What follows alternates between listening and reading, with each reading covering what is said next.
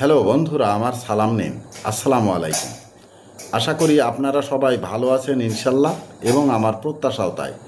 সেই সাথে আমার প্রীতি ও শুভেচ্ছা নিন।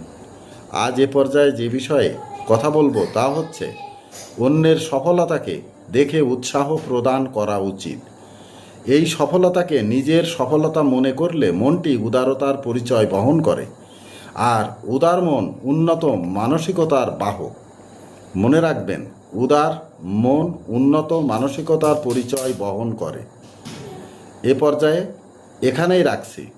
ততক্ষণ পর্যন্ত সবাই ভালো থাকুন, সুস্থ থাকুন এবং নিরাপদে থাকুন। শুভকামনা নিরন্তর সবার জন্য সবসময়। ধন্যবাদ ফেসবুক মেটা, ধন্যবাদ সকল বন্ধুসহ সবাইকে। আবার দেখা হবে অন্য কোনো ভিডিওতে। আল্লাহ হাফেজ।